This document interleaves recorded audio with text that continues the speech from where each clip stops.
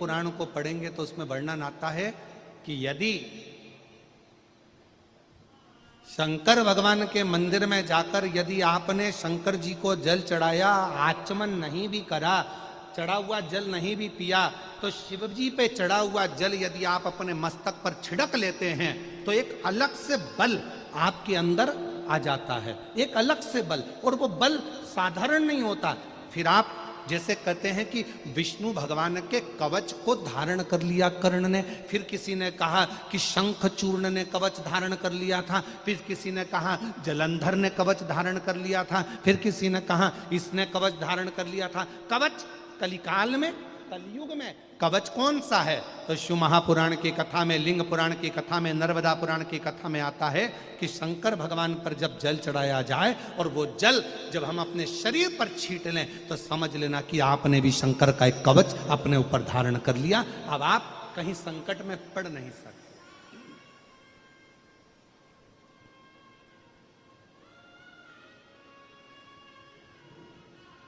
और मैंने तेरे ही भरोसे बाबा, तेरे ही भरोसे हवा बिच उड़ती जावांगी बाबा, डोर तो चढ़ी नामे कटी जावांगी। भोले मैं तेरी पतंग, शंभू मैं तेरी पतंग, हवा बिच उड़ती जावांगी बाबा, डोर तो छड़ी नामे कटी जावांगी। शिव महापुराण की कथा कहती है, रति जिन शंकर भगवान ने कामदेव को जलाकर भस्म कर दिया, उनके क्रोध की ज्वाला के सामने 33 कोटि देवता में से कोई देवता सामने जाकर खड़ा नहीं होता, क्योंकि सबको मालूम है कि जलकर भस्म हो जाना है। केवल अकेली रति शिव जी के सामने जाकर खड़ी हो जाती है, और उनकी तेज क्रोध की ज्वाला के सामने रति खड़ी हुई है।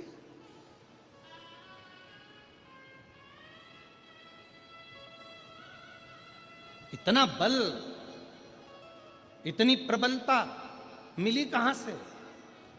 और मेरी जीजियों, मेरे जीजाओं, मेरी बेटियों, बेटाओं, मेरी माताओं, मैं आप सबसे निवेदन करूं, रोज प्रतिदिन ऐसा कोई दिन नहीं जाना चाहिए जिस दिन आप शंकर जी को जल ना चढ़ा। प्रतिदिन अपने घर के अंदर, अगर मंदिर नहीं जा सकते तो घर के अंदर एक छोटे से छोटा शिवलिंग अवश्य रखो। अब कई लोग कहते हैं गुरुजी हमारे यहाँ पर एक शिवलिंग है पहले का, और किसी के यहाँ गए थे तो उसने हमको दूसरा शिवलिंग दे दिया, तो रख सकते हैं कि नहीं रख सकते?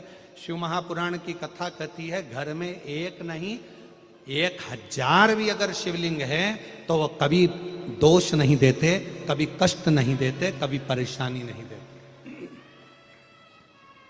और फिर कोई कहता है गुरुजी हमारे घर में जो शिवलिंग है वो बीच में से खंडित हो गया, टूट गया, शिवलिंग टूट गया गुरुजी, उसका कोई दोष लगेगा क्या? शिव महापुराण की कथा कहती है, अगर तुम्हारे घर में पुराना शिवलिंग है, तुम्हारे घर के अंदर अगर कोई शिवलिंग है और अगर वो बीच में से टूट गया, 40 टुकड़े हो गए, 50 टुकड़े हो गए, 2 टुकड़े हो गए, 10 टुकड़े हो गए, तो भी शिवलिंग कभी खंडित नहीं माना जाता, वो अखंड ही माना जाता। शिवलिंग कभी खंडित नहीं माना जाता।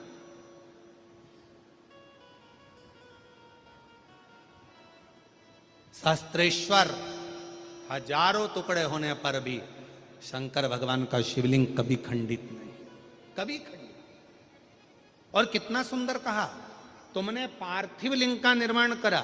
अब पार्थिव लिंग काय का बनाते हो? मिट्टी का बनाते हो, बालू रेत का बनाते हो।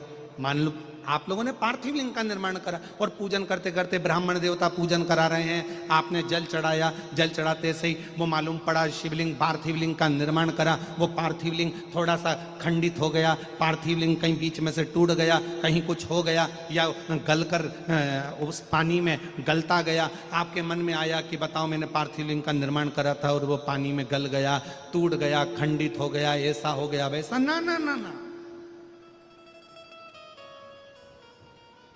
ब्राह्मण देवता पूजन करा रहे हैं, आपने पार्थिव लिंग का निर्माण कराए, पार्थिव लिंग की पूजन चालू कर दी, और पूजन चालू करने के बाद में अगर आप उस पर पानी चढ़ा रहे हैं, जल चढ़ा रहे हैं, और वो पार्थिव लिंग अगर आपका थोड़ा बहुत भी खंडित हो रहा है, गल रहा है, जल में जा रहा है, या उसका रंग जा रहा है, या इधर से जहां से जल चढ़ा रहे थे वहां से पूरा धुलते चले जा रहा है, तो ये मत सोचना कि वो खंडित हो गया। नहीं, पार्थिव लिंग का मतलब होता है कि मिट्टी के छोटे छोटे कण, बालू रेत के छोटे छोटे कण एक जगह पर एकत्रित कर लिए और उस पर आपने जल चढ़ाना चालू करा। पार्थिव लिंग का मतलब होता है कि एक शिवलिंग की पूजन नहीं, पार्थिव लिंग का मतलब होता है उस लिंग को बनाने के लिए जितनी मिट्टी लगी, उस मिट्टी में जितने जितने कण थे, जितने छोटे छोटे कण थे, वो सब एक जगह पर इकट्ठे हो गए। तो हमको केवल एक पार्थिव लिंग पूजन का फल नहीं, हजारों पार्थिव लिंग पूजन का फल एक साथ प्राप्त हो जाता है। उसकी खंडिता नहीं, वो खंडित नहीं हुआ है, वो टूटा नहीं है, उसमें खंडितता नहीं आई है।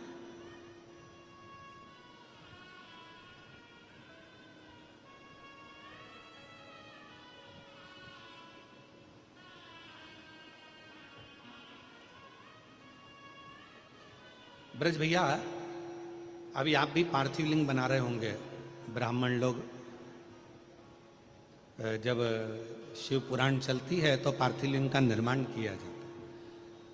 आप भी रोज पार्थिव की पूजन कर रहे होंगे, तो कई बार आपके मन में भी ये भाव आता होगा कि हम जल चढ़ा रहे हैं, जल चढ़ाते चढ़ाते मालूम पड़े मिट्टी का शिवलिंग है या बालू का शिवलिंग है, वो गल रहा है या जा रहा है, या उसमें कण अलग हो रहे हैं। तो तभी शिव महापुराण की कथा कहती है, पार्थिव लिंग का निर्माण होने के बाद जब हम भगवान शंकर की स्तुति करना प्रारंभ कर देते हैं, आराधना करना प्रारंभ कर देते हैं, उसका जब पूजन करना प्रारंभ कर देते हैं, फिर उस पर जल चढ़ाने पर अगर वो अलग अलग टुकड़ों में भी हो जाता है तो भी वो खंडित नहीं माना जाता।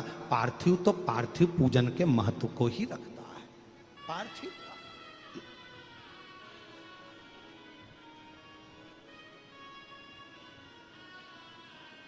और शंभु शरणे पड़े, मांगो घड़ी रे घड़ी, दुख काटो दया करी न दर्शन आपो।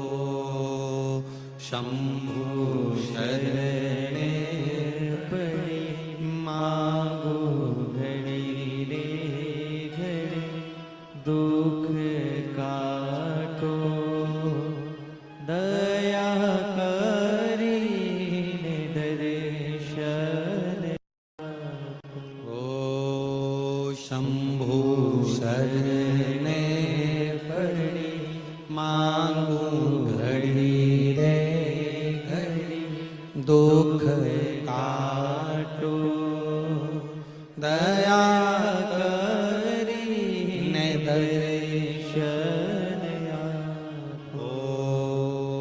शंभु शरणे पड़े, सब बोलिए, मांगो घड़ी रे घड़ी, दुख काटो दया करी दर्शन आपो।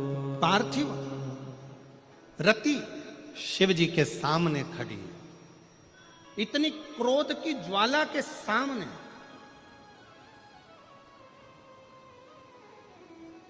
इतना क्रोध सामने, और रति खड़ी है।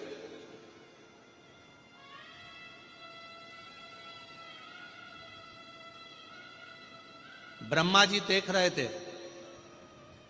भगवान विष्णु जी से कहा कि रति को समझाओ कि शिव जी के सामने ना जाए, उनको क्रोध आ रहा है, बहुत क्रोध, शिव के सामने ना जाए रति, रति को समझाइए।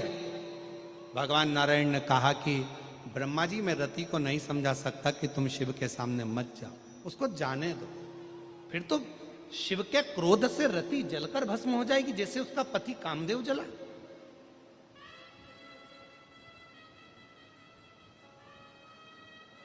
फिर तो रति जल जाएगी। नहीं, शंकर भगवान के सामने रति का बाल भी बांका नहीं होगा, बल्कि अपने पति को वापिस लेकर रति आएगी। भगवान नारायण कह रहे हैं। भगवान ब्रह्मा जी ने पूछा, आप कैसे कह सकते हो कि रति अपने पति को लेकर आ जाएगी और उसका बाल बांका नहीं होगा? भगवान नारायण ने कहा, ब्रह्मदेव, ये रति कोई साधारण नहीं है। प्रतिदिन रोज पार्थिव लिंग का पूजन करती है, शिवलिंग का पूजन करती है और शिवलिंग के चढ़े हुए जल को अपने ऊपर छींट लेती है, जिससे हजारों हजारों कवच उस रति के पास होते हैं, तो रति जलकर भस्म नहीं हो सकती है। उसके पास वो कवच शिव का है। भगवान देवादिदेव महादेव का वो कवच उसके पास है।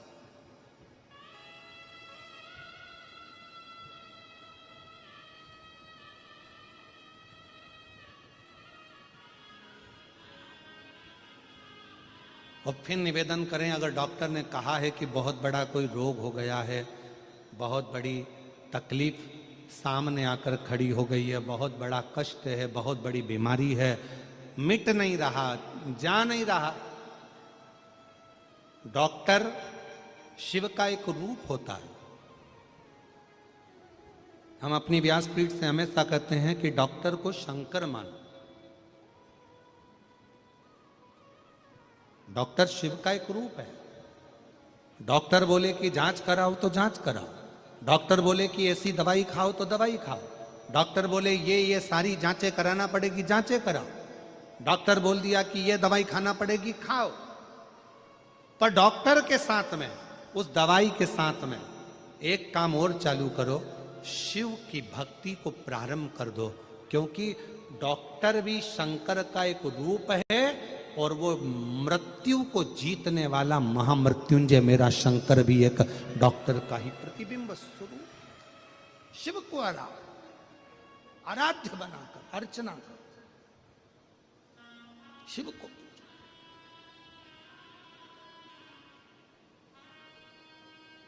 भगवान शंकर।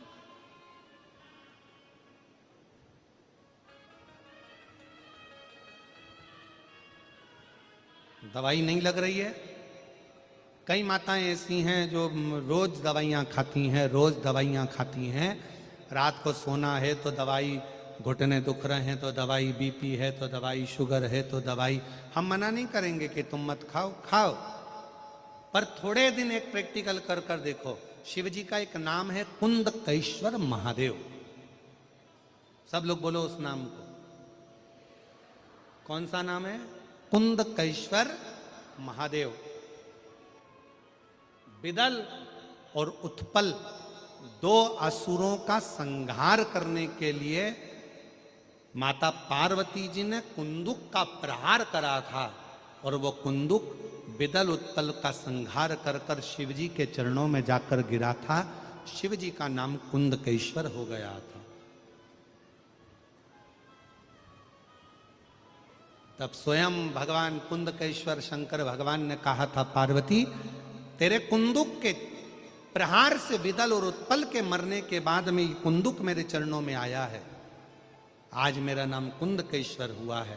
पार्वती, संसार सागर में भूमंडल पर जो भी मानव मनुष्य औषधि का सेवन करेगा और कुंदकेश्वर का स्मरण करेगा, वो रोग से मुक्त होगा, रोग से। इसलिए डॉक्टर अगर दवाई दे रहे हैं, डॉक्टर अगर औषधि दे रहे हैं, तो एक काम जरूर करो, कुंदकेश्वर महादेव का नाम लेकर उस दवाई को खाना प्रारंभ। एक पत्र है, अच्छा है।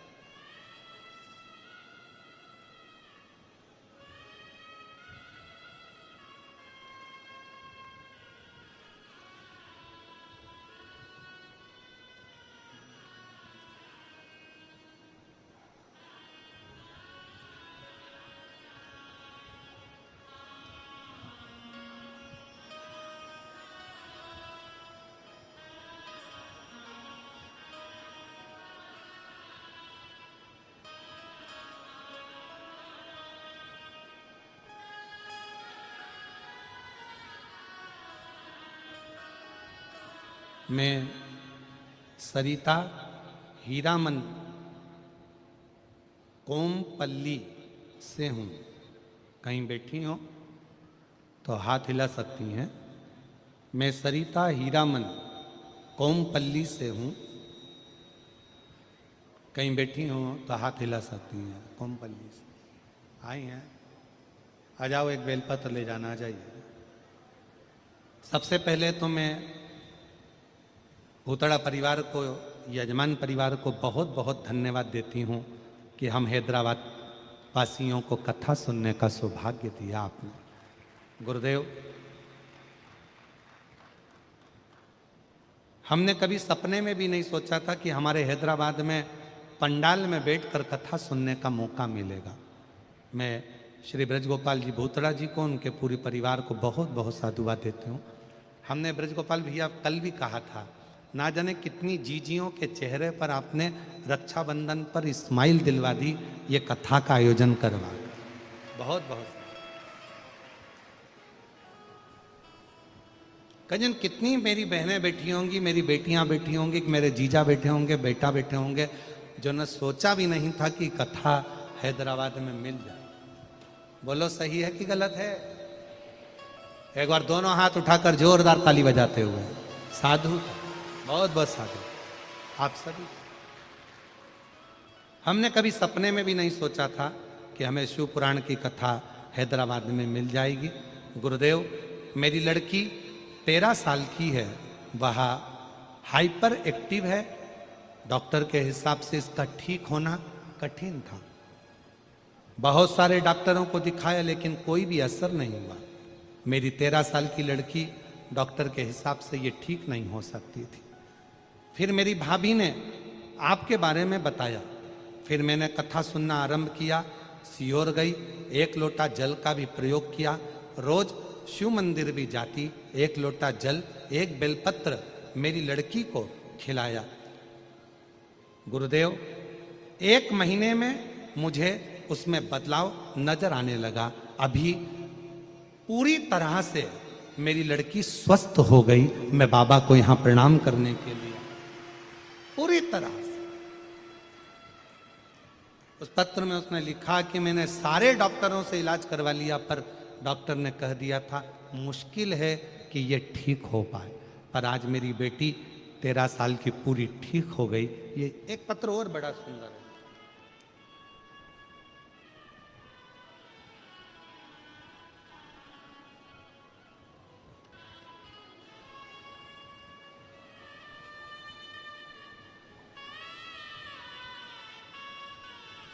मैं ममता हेड़ा हैदराबाद से हूँ। कहीं बैठी हो? ममता जी हेड़ा आप ही हैं? आ जाइए, एक बेलपत्र ले जाइए। मैं ममता हेड़ा हैदराबाद से हूँ। मैं भूतड़ा परिवार को धन्यवाद देती हूँ, श्री ब्रजगोपाल जी को और उनके परिवार को, जिन्होंने ये कथा हमारे हैदराबाद में कराकर हम सबकी मनोकामना पूर्ण करी। एक बार जोरदार ताली बजाएं साधु का। गुरुदेव, मुझे बाबा ने 2 आशीर्वाद ऐसे दिए कि हमने सोचा भी नहीं था। एक, मेरी बेटी को संतान की प्राप्ति। गुरुदेव, 6 वर्ष मेरी बेटी को हो गए थे। डॉक्टरों के हिसाब से वो मां नहीं बन सकती थी, पर सब आस छोड़ दी थी। तब शिव महापुराण की कथा में बताए हुए तुमरुका जी का प्रयोग, सफेद आंकड़े की जड़ का प्रयोग मेरी बेटी के जीवन में सुख दिया और 6 वर्ष के बाद मेरी बेटी की यहाँ संतान की प्राप्ति हुई। मैं बाबा को धन्यवाद देने के लिए आई हूँ। दूसरा, गुरुदेव, मेरे पति का स्वास्थ्य बहुत खराब रहता था। हमेशा कहीं ना कहीं कोई ना कोई तकलीफ रहती थी। शिवजी पे चढ़े हुए जल को उनको पिलाना प्रारंभ करा और प्रदोष वाला त्रयोदशी का जो उपाय था वो करना प्रारंभ करा। बाबा की कृपा से अब वो पूर्ण तरह से स्वस्थ हैं। मैं बाबा को यहाँ धन्यवाद देने के लिए आई हूँ। शिव तत्व है, उसको शिव कहते हैं, शंकर। जितना विश्वास, जितना भरोसा, जितनी दृढ़ता, पूर्ण भरोसे के साथ जब हम भगवान शिव की आराधना करते हैं तो शिव क्यों ना मिले, शंकर क्यों ना मिले।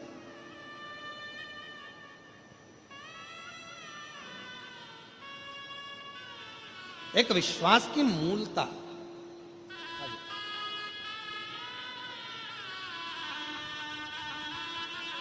और तेरी कृपा का क्या है भरोसा, कब किस पर हो जाए, जरा सी हम पर कर दो, जरा सी हम पर कर दो। तेरी कृपा का क्या है भरोसा, कब किस पर हो जाए, जरा सी हम पर कर दो, जरा सी हम पर कर दो। जिस पर भी हो गई तेरी कृपा करुणा, वो भव पार हुआ, भव पार हुआ। पापी हो जाए जितना, उसका भी बाबा उद्धार हुआ, उद्धार हुआ। गिद्ध अजामिल गणिका जैसे तेरे मन को भाए, जरा सी हम पर कर दो, जरा सी हम पर कर दो। तेरी कृपा का क्या है भरोसा, कब किस पर हो जाए, जरा सी हम पर कर दो, जरा सी हम पर। शिव तत्व कहता है, भगवान शंकर की कथा कर रही है, विष्णु महापुराण की कथा कर रही है।